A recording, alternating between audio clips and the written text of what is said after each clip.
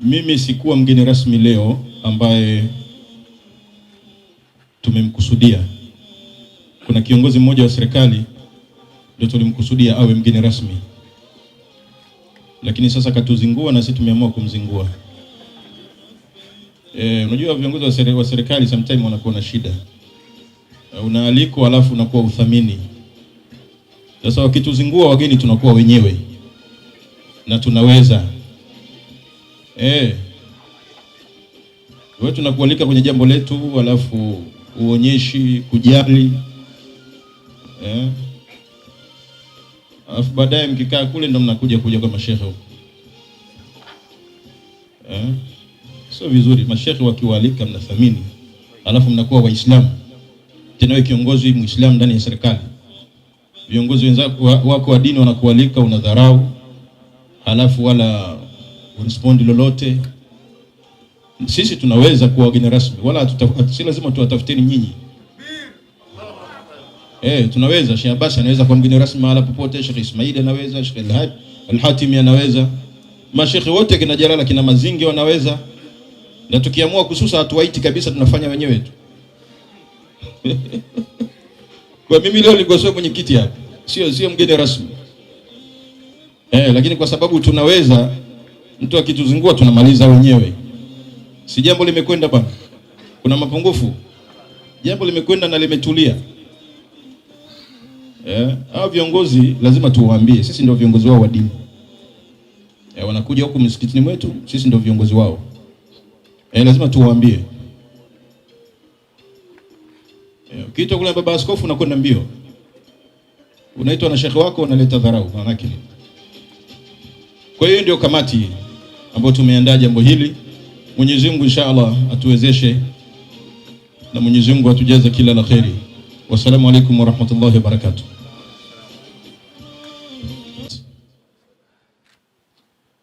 ثم صلاة بعد والسلام على سيدنا محمد صاحب البركات وعلى آله وصحبه أولي الفضل والخيرات. أما بعد، إخواني في الله، kwa hakika leo ni siku ya furaha kubwa na heshima kubwa kwa ulimwengu wa mtandao wa Kiislamu, lakini kwa Waislamu kwa ujumla. Heshima ambayo Babdeo Miladu wametupatia katika nchi yetu ya Tanzania, lakini niseme hasa katika uwanja wa da'wa kwamba mara nyingi mashaikh na maduati huwa wanakosa viwanja vya kutosha katika kazi yao ya kumlingania Allah subhanahu wa ta'ala na kumtangaza Mtume Muhammad sallallahu alayhi wasallam. Lakini kupitia Babdeo Miladu online channel tumeendelea mashaikh wengi kupata fursa ya kufikisha yale ambayo tunayokusudia kuyafikisha. Sasa leo tumeshuhudia,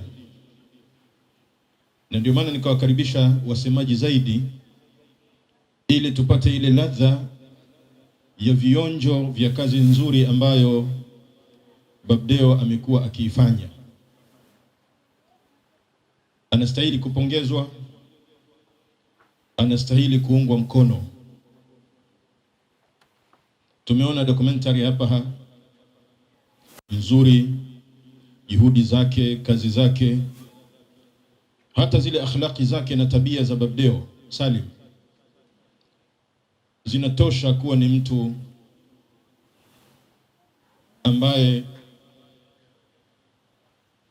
kwa hili ambalo alilolipata au heshima hii au tuzo hii aliyoipata kutoka YouTube ni jambo ambalo tunasema anastahiki. Anastahiki, na sisi tunatakiwa tumuunge sana mkono. Alipokuja ofisini kwangu na jambo lake hili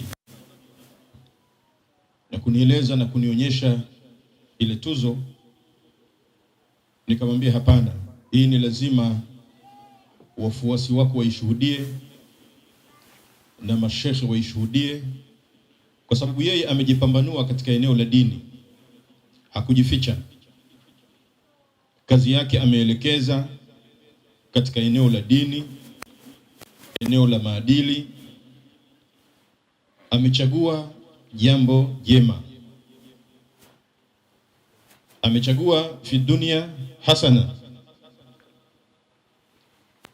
na tunataraji kwa khidma hii itakuwa pia wa fil akhirati hasana.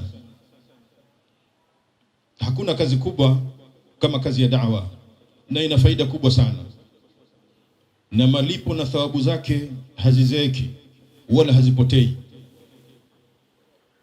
Kazi anazofanya Babdeo katika dini yetu, anakosaje thawabu? Anakosaje malipo? Malipo yake yatapotea namna gani? Ukiangalia umri alionao sasa, akaendelea hivyo mpaka kufikia umri mkubwa, bila shaka atakuwa amechuma kheri nyingi sana. Sasa yeye anafanya kazi nzuri, lakini si yeye tu. Wako Mtoro Online TV, Mahasin Online Channel na wengine nao pia wanafanya kazi nzuri kama hizi. Kwa leo tukasema tuje tumtie moyo, tumpongeze, tumuunge mkono, na namshukuru Sheikh letu Sheikh Ismail, amempa baraka yake, ni jambo kubwa. Kishali alichompa basi maana yake amekwisha faulu, na Sheikh Ismail amechukua kwa wazee waliotangulia. Ukimtazama Sheikh Ismail, maana yake tazama na mabwana wakubwa waliotangulia alioishi nao, ndio baraka zote zinamwendea Babdeo leo. Kwa ni jambo kubwa la kumtia moyo na kumpongeza. Na mimi leo hapa nisiwe na maneno mengi, na ndio maana nikatoa nafasi kwa wengi ili tuwe na maneno tofauti. Yale yaliyosemwa na wote waliotangulia. Babdeo, tunakuunga mkono, tunakupenda, na wetu endelea. Mwenyezi Mungu Subhanahu wa Ta'ala hata kutupa, wallahu ya'asimuka minan nas, atakulinda, atakukinga kila aina ya shari za watu, na ndoto yako itatimia. Utafika pale ambapo ulipopakusudia. Fa idha azamta fatawakkal ala Allah, tegemea Mwenyezi Mungu Subhanahu wa Ta'ala. Mashekhi waliopo hapa wamekuja kukusupport, mama zako, dada zako wamekuja hapa kwa sababu wanajali kazi unaoifanya, wanatambua kazi kubwa ambayo unaifanya kwa ajili ya Waislamu wa Tanzania na Watanzania kwa ujumla. Maana hufanyi tu kwa ajili ya Waislamu, lakini unafanya kwa ajili ya jamii yote ya Watanzania, kwa zile taarifa zako namna unavyozitoa. Lakini pia nitumie fursa hii pia kama kiongozi. Leo ni mwezi 29 Dhulqaada. Kuna wengine walikuwa wanapotosha huko toka jana, wanaulizia habari ya mwezi. Hakuna mwezi wa mwezi 28. Utaangaliaje mwezi 28? Waislamu tunatakiwa tufuatilie masala ya miandamo ya mwezi.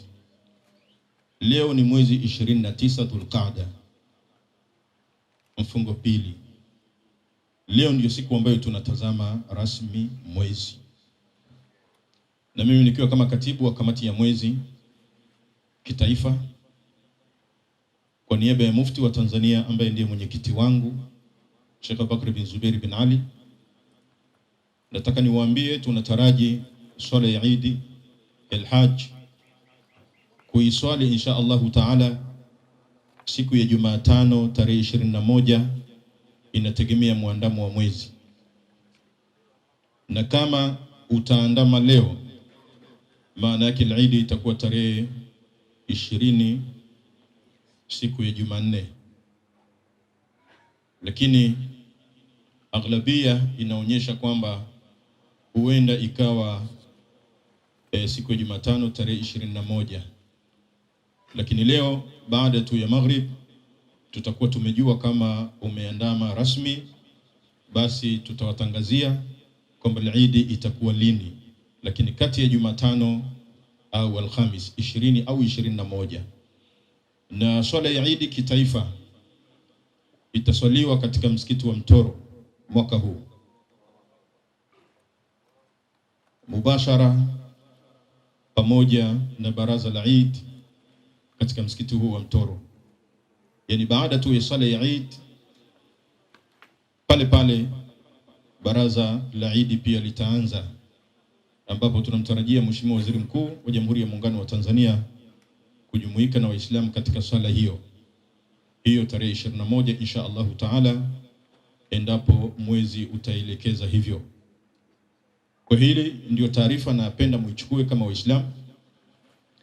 Lakini pia niseme lingine, sisi kama viongozi wa dini iko haja ya kuunga mkono juhudi za serikali.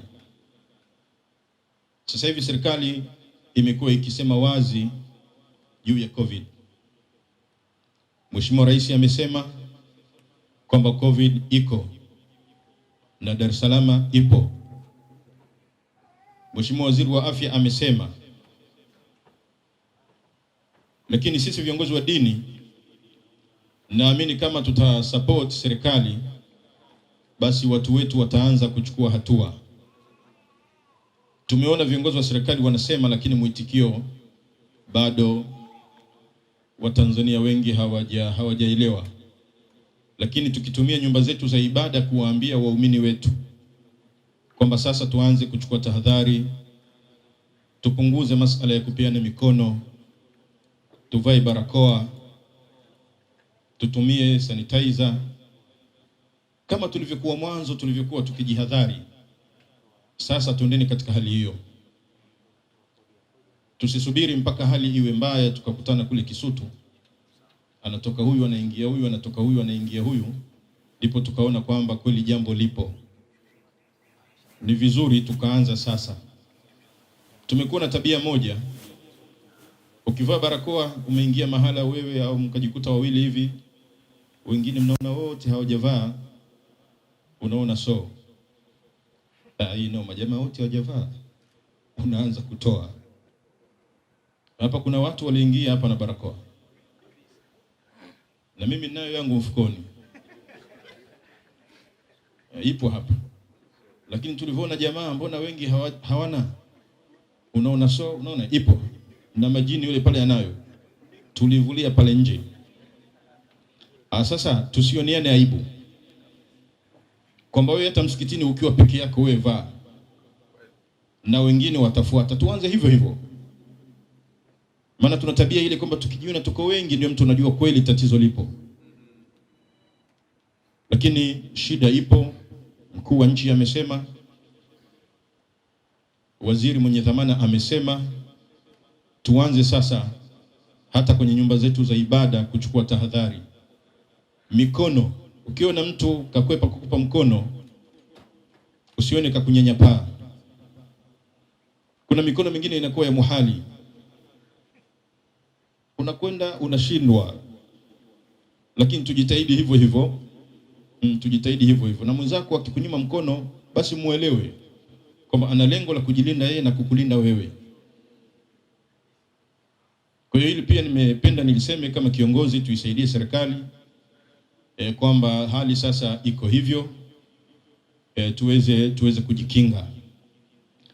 Lakini la mwisho kabisa, kwa sababu tusirefushe, ningependa sasa ile ratiba ya ile tuzo ifuate, ili tumkabidhi hapa Babdeo na watu wote waione.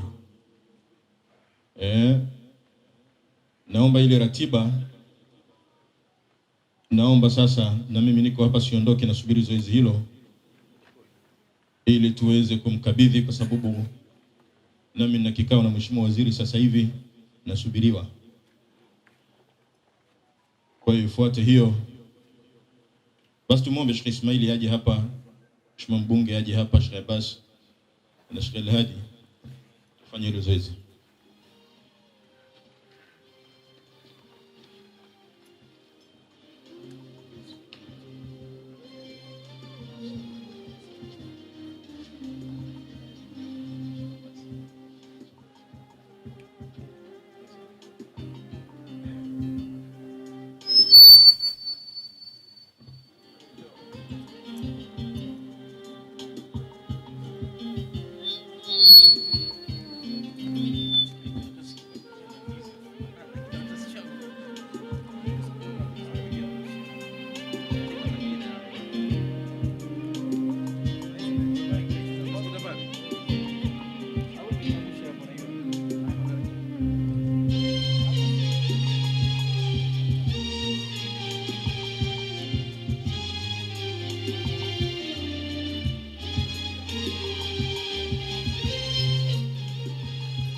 Hii ndiyo tuzo ambayo imetoka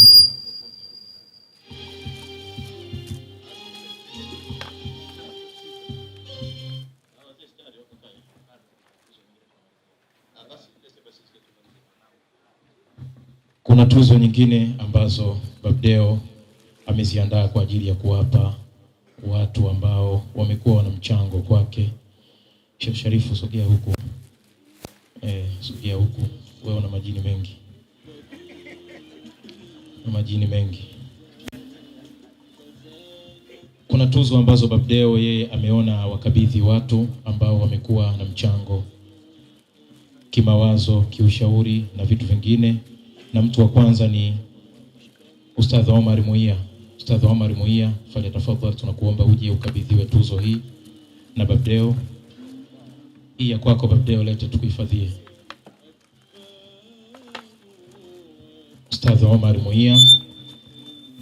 Baada yake tunamuomba Sheikh Shaaban Omar Kifigisa. Kama mtu hayupo anakuja mwakilishi wake Sheikh Shaaban Omar Kifigisa, tunamuomba aje mwakilishi amchukulie hiyo tuzo. Pia vile vile tunamuomba mwakilishi, kwanza tumuombe baba yake Babdeo, tunakuomba uje mbele huku katika ugawaji wa tuzo. Tunakuomba uje huku katika ugawaji wa tuzo. Huyu ni baba yake Babdeo. Naam. Sawa. Sheikh wa mkoa anasema swala la kutopeana mikono lianzie hapa baada ya speech yake. Mwakilishi wa Ismail Sadiki almaarufu Somali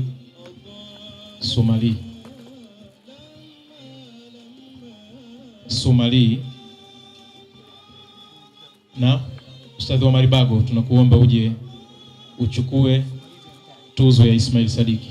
Tafadhali, wepesi tuchangamke. Anahitajwa kuja kumwakilisha mtu kuichukua, basi awe mwepesi. Nikuombe, Anizilita ameondoka, Zena Skaba, namuomba mwakilishi wake aje kuchukua. Haraka mwakilishi wa Zena Skaba Anizilita. Mariam, njoo mpokelee Zena. Haraka. Tuzo nyingine ni kwa Haji Sande Manara. Itapokelewa na Sheikh Abbasi, mwanafunzi wake Haji Sande Manara. Nikuombe Al-Habib Abubakar Aziz, uje nawe upokee tuzo yako. Kazi kubwa unaifanya kusupport vijana